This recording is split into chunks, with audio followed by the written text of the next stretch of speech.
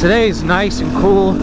It's a little bit rainy. We got off and on rain. We got a fire going, and I don't know, was it about 55 degrees right now? Great practice conditions if you ask me. Super slick, but this bib mousse is really, well, it's a Nitro Mousse. I had the damnedest time getting this Nitro Mousse mounted up. Incredibly hard, if you ask me. Basically, just doing some initial product testing to see if it's worth it. And honestly, the amount of grip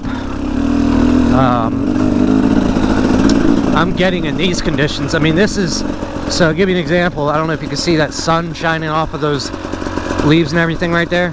So this entire force bed is completely wet and slick. So you have slick leaves, mud, everything is wet, and there's just so much grip. It might as well be dry. I'll give you an example here. We're gonna get into here, and we're just gonna try to pull. Hold on, let me get, there it goes. We're just gonna try to pull the front wheel up, and we're in a mud puddle. So I'm not gonna yank up on the handlebars. I'm just gonna see what clutch work will do. Yeah, see? That's insane. Let's see something here. Yeah, no clutch. Pulls right up. Instant grip. Wow, amazing. Yeah, it's worth the money for it. Even if it only lasts a season. That's freaking awesome.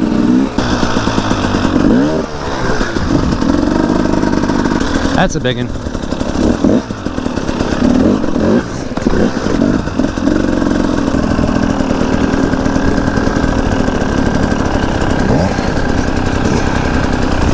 Alright, so I'm going to throw in a couple different shots, and I want you guys to let me know what you think of the shots in the comments section. Alright, so while I'm fooling around with this chest mount, I wanted to give you guys a little bit more product information about the Nitro Mousse here. It's actually from Neotech, and that's the same company that does the tubeless. So there's a few ways you can go about getting the low PSI grip, and I've done all three. I've had the heavy duty tubes, I've had the tubeless, and now the Nitro Mousse.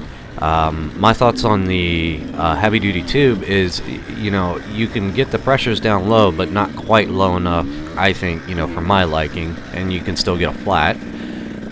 With the tubeless is absolutely great. It does the same thing that the Nitro Mousse does as far as getting the pressures down low and preventing a loss of pressure.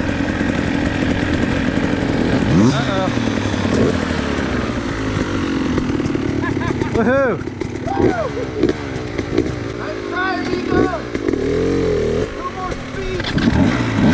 So again, the grip is phenomenal, but I did have some problems with the tubeless setup. It's got a red inner tube that requires 100 to 110 PSI, and I don't have a compressor at my house to check it before each ride, and that's the other thing. How many times have you gotten off work, a buddy's asking you if you wanted to go ride, and you just throw your bike and your gear in the back of the truck to get over the trails as quick as possible? You know, you're supposed to check that thing before every ride. Well, you didn't. You know, you just rushed over, and now you got a flat, right? So the bib mousse, or the Nitro Mousse, depending on which brand you get, it actually eliminates the need to keep an eye on it, keep checking it. If you lube that thing up and stick it in there, it's pretty much one time, set, done, and go. And the reason why I went with the Nitro build mousse is because it's supposed to be stiffer, last longer.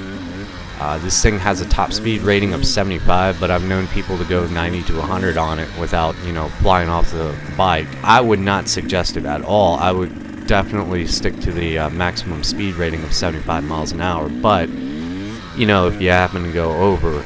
Now, as far as longevity with the Nitro Mousse, the bib mousse seems like it'll shred a lot quicker than the Nitro Mousse. They're using nitrogen-filled foam inserts, or whatever they call them.